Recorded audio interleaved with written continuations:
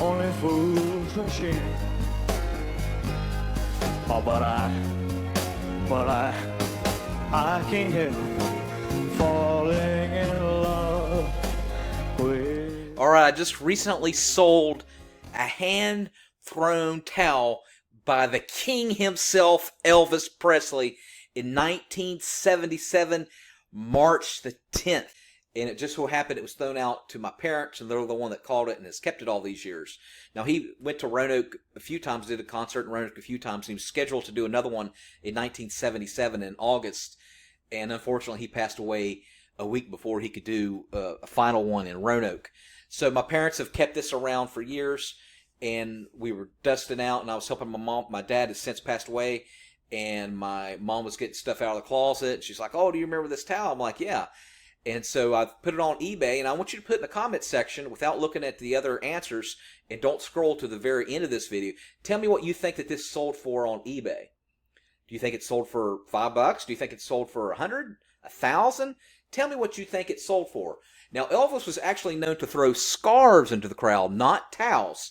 But I did a lot of research, and it stated that at the very end, final few years of his life, especially when he was in Vegas, he started throwing out towels. And I think as he got older and heavier, he sweated a lot more, and he started using hand towels to throw out.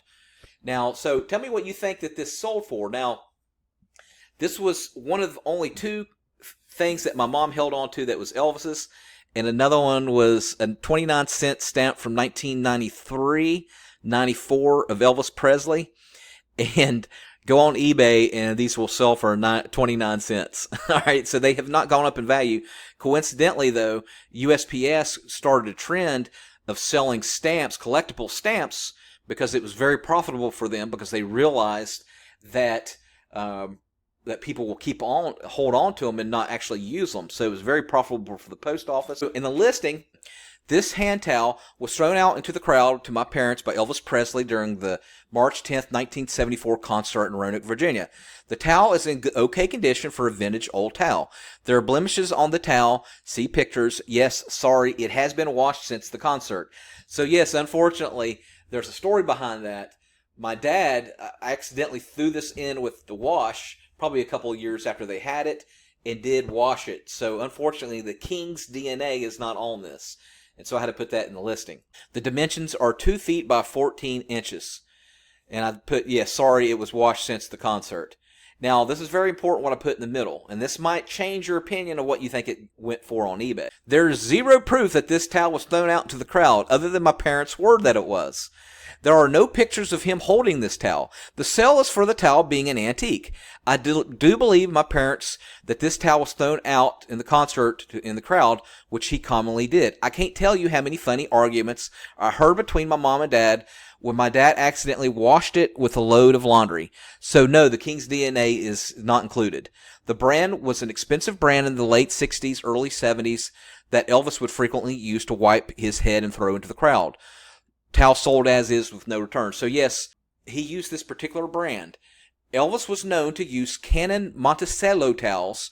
In fact, these towels became famous because he would often wipe his sweat with them during the performance and then toss them into the crowd. Fans eagerly collected them as souvenirs. Canton Monticello was a well-known brand of high-quality towels made in the U.S., particularly popular in the mid-20th century. When I got this towel out, I was like, Mom, let me see if I could sell it on eBay. Sure enough, it has Canon Monticello, the tag on here.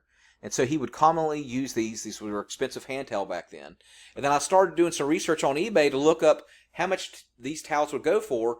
No king throne at all, but just the towel itself with the Canon Monticello. And surprisingly, a lot of them will actually go up to $20 or $30, some up to $50 if you have like a set of them. So these are being sold as is, just as an antique. I was like, well, what do I have to lose? I'm just going to go ahead and tell the truth. So instead of buy it now to put it up there for like $20 or $30, I was like, let me just put it on auction. So I put it for $14, and immediately there was like 2 or 3 watchers. And I put it on auction for 7 days, and someone immediately bid $14. But there was actually 8 watchers. I was like, okay, what's going to happen here? I kept watching it. It stayed to $14. And then sure enough, the very last day, someone from Australia bid it up from the original bidder, and it went to $51 and sold. And I was like, oh my goodness, $51 for this towel. And I was so happy, and I was like, okay. And then I waited a day, and he didn't pay for it, but eventually he did pay for it, and I'm going to be shipping it out right now. There's only 2 bidders, so one person bid it up to the other person. Thank goodness there's only one bidder. It would have only gone for $14.